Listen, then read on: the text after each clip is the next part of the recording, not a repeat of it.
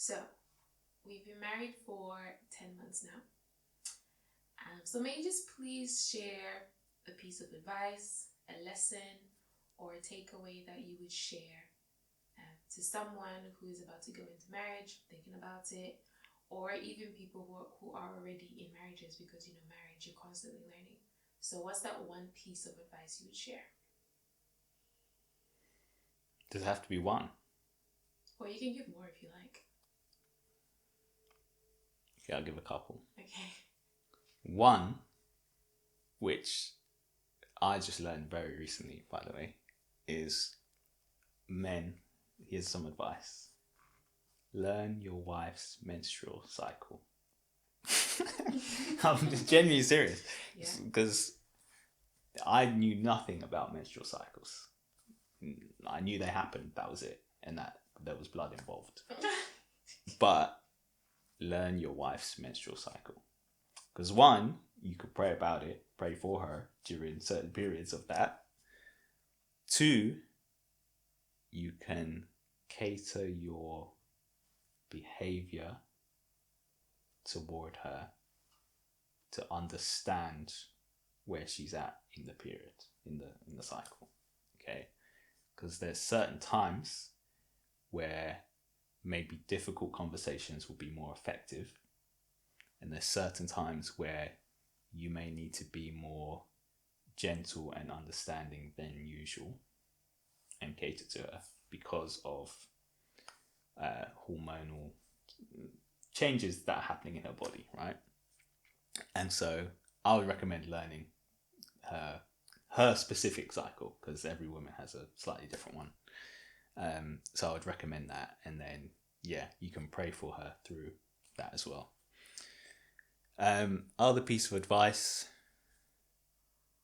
Okay, one mistake I made is to assume that because I would be okay with her doing something, that she would be okay with me doing it. So you're both different people, and there are certain things you're okay with and she may not be okay with. Don't assume that because you're fine with it, she's fine with it. She might not be. And that's fine. It's not, oh, I don't mind, so why do you mind? No, it's a question of what are the things you don't like? What are the things that are no-goes for you, that are, let's say, unacceptable? And how can I learn to cater to those for us to work out, what we're going to do about those things? So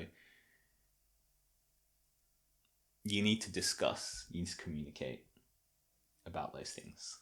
So I would say definitely communicating your expectations. I don't know if that's cliche or not, but it's true. So communicate your expectations. I heard this podcast that said, I don't know if this is 100% true, but there's probably some truth in it, that the biggest reason for failed marriages is uncommunicated expectations. And I'm like, makes sense. Because if you don't have an understanding of what the expectations are, you're set up for disappointment and assumptions. So don't assume, communicate your expectations. That would be my advice. I don't think I've got any more. Yeah? I've got one more. Alright. I would strongly recommend making an effort to be present with one another, even in the small things.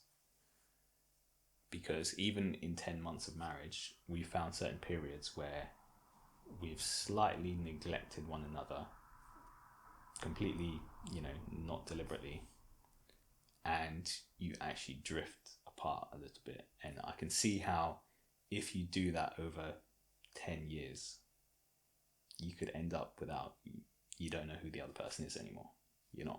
It's not really a marriage anymore. So one example of this is when you come home from work, don't just say a quick hello and then you're on your phone and then you're doing your own thing. No. go and kiss your spouse, go and talk to them. Yeah, if you need to, put your stuff down, have a minute, have a rest for a short period, but make the effort to communicate with them how your day was as well. And not just,